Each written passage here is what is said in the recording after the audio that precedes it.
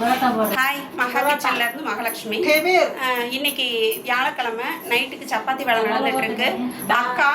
அக்கா இருக்காங்க, மகேஷ் இருக்கா, இவங்க பூங்குடி இருக்காங்க, மணிமேகலை, பிரியா, இவங்க 2 பேரும் வரல. அவங்களுடைய சூழ்நிலை வர முடியல. அவங்க வந்து வேலைக்கு வர முடியல. இப்போ நாங்க மட்டும் செய்யறோம். இதுல எங்களுடைய கருத்து அப்படின்றத கருத்தா நாங்க சொல்ல விரும்பல. ஏன்னா எங்களுடைய கருத்தெல்லாம் பொது இடத்துக்கு வருமானது தெரியல. பொண்ணுங்களுக்கு டிஸ்டர்பன்ஸு, பொண்ணுங்க ரொம்ப கஷ்டப்படுறாங்கன்ற விஷயம் இன்னும் போயிட்டு தான் இருக்குது. அது நிறைய கேள்விப்படுறோம். நான் வேலை செஞ்சுக்கிட்டே பேசுகிறேன். இப்போ ரோட்டில் போகிறப்போ ராகிங் அது இது பொண்ணுங்களுக்கு கிடையாதுல. எனக்கு நிறைய விஷயம் நான் இந்த வீட்டுக்கு கொடுத்துன்னு வந்ததுக்கப்புறம் நான் லேடி தனியாக ஃபேஸ் பண்ண வேண்டிய நடந்தது. அப்போ ஃபேஸ் பண்ணுறப்போ இங்கே பக்கத்தில் பார்த்தீங்கன்னா ஜென்ஸ் நிறைய பேர் டிஸ்டர்பன்ஸ்.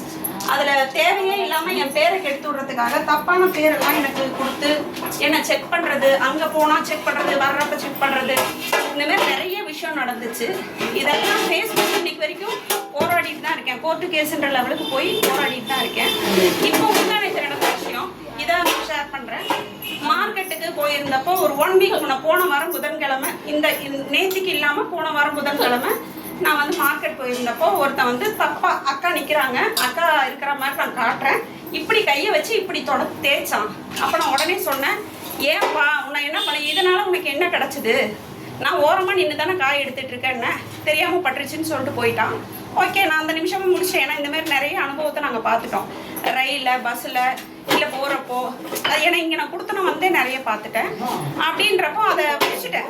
1 வீக் முன்னே நடந்த விஷயத்த முடிச்சுட்டேன். ஆனால் நேற்று அதே மாதிரி மார்க்கெட் நான் போயிருந்தப்போ மார்க்கெட்டில் உள்ளே போய் நான் காய் வாங்கிட்டு வரப்போ என்ன அந்த மாதிரி டச் பண்ணவன் இன்னும் 2 பேர், அவங்க யாருன்னு கேட்டால் அவர் பேர் என்னவோ பாட்டிலா என்னவோ சொன்னேன், கிளாஸ் ராமன் அந்த ஆள் பேர். அவரு இன்னும் 2 குடிகாரங்க, அவங்கெல்லாம் மார்க்கெட்டில் வெயிட்டு தூக்குறவங்க. அவங்க தொழிலை நான் தப்பாக பேசலை. அவங்க வந்து நான் உள்ளே போயிட்டு வர்றப்போ அந்த ஆள் வந்து இன்னும் 2 ஜென்ஸை கூப்பிட்டு சொல்லியிருக்காரு, ஆள் போகுது பாரு நல்லா பொழுன்னு, அதை நான் அந்த மாதிரி தொடவிட்டு வந்தேன், நீங்கள் போங்க அப்படின்னு சொல்லி அந்த ஆள் சொல்லியிருக்கான். வந்துட்டு அவன் சொன்னதை கேட்டுட்டு அங்கே முன்னாடி சமோசா வித்த அக்கா, அந்த அக்கா நான் உள்ள மார்க்கெட்லேருந்து வெளியில் வந்தோடனே என்கிட்ட சொன்னாங்க, நீ உடனே தொடப்பக்கட்டையை எடுத்துகிட்டு வா, அது இந்த ஊர் பாணியில் எனக்கு சொல்லணும், தொடப்பக்கட்டைக்கு என்ன சொல்லணும், சீவக்கட்டையை எடுத்துக்கிட்டு வா, சீவக்கட்டை செருப்பை உடனே எடுத்துகிட்டு வான்னு சொல்லி வெளியில் ரோட்டில் தான், இது எல்லாமே ரோட்டில் நடக்குது.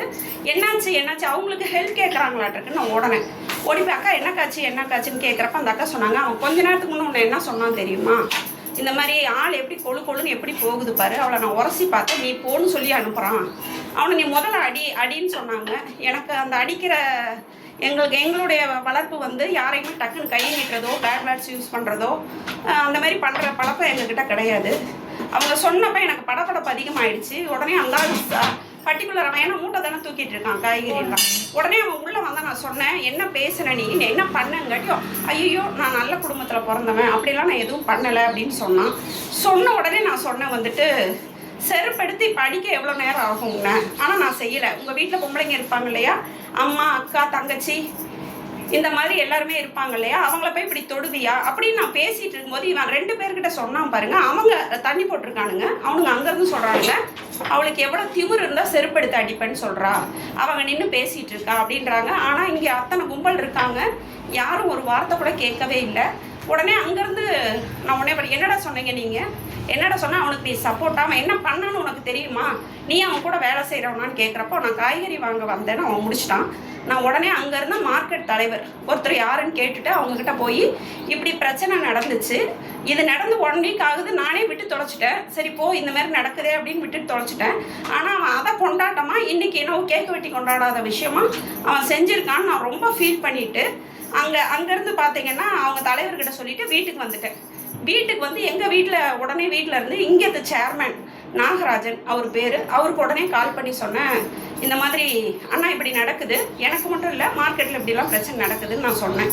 சொல்கிறப்ப அவர் நீங்கள் போய் போலீஸ் ஸ்டேஷனில் போய் கேஸ் கொடுங்க அப்படின்னு சொன்னார். ஏற்கனவே இங்கே நடந்த விஷயத்துக்கு உங்களை எல்லாம் நிறைய பேரை கேட்டு நிறைய ட்ரிப் போலீஸ் ஸ்டேஷன் இதெல்லாம் போயாச்சு. அதுவே இப்போ கோர்ட்டில் இன்னும் என்ன லட்சணத்தில் இருக்குதுன்னு நான் பார்த்துட்டேன். திரும்பவும் இந்த விஷயத்துக்காக போலீஸ் ஸ்டேஷன் போக நான் ரெடியாக இல்லை.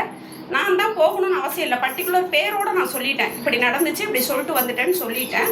அதனால் நீங்கள் ஸ்டெப் எடுக்கிறதுனா எடுங்க, இல்லைன்னா உங்கள் இஷ்டம்னு சொல்லி வச்சுட்டேன். இது கதையாக நான் சொல்லலை, உண்மையிலே நடந்த விஷயம். இந்த மாதிரி நிறைய பேர் ஏன்னா சொல்ல வந்தால் நம்ம பேர்லேயே திருப்பிடுவாங்க. எனக்கு இவங்க கேரக்டர் மோசம், இவங்க தான் தப்பான ஆளுங்க, இவங்க தான் கூப்பிட்டாங்க. இதை நான் என் அனுபவத்தில் பார்த்துட்டேன். இது எந்த அளவுக்கு ஜனங்கக்கிட்ட போய் சேரப்போகுதுன்னு தெரியாது. இங்கே இருக்க லேடிஸ்க்கும் இந்த பிரச்சனை நடந்திருக்கு. அவங்க கேமரா முன்னாடி சொல்ல தயங்குறாங்க, வேண்டான்னு சொல்கிறாங்க. இருந்தாலும் அவங்க சொல்லலை, பரவாயில்ல. ஆனால் நான் சொல்கிற தைரியமாக சொல்கிறேன். ஏன்னா இதுக்கு ஸ்டெப் எடுக்க முடியுமா?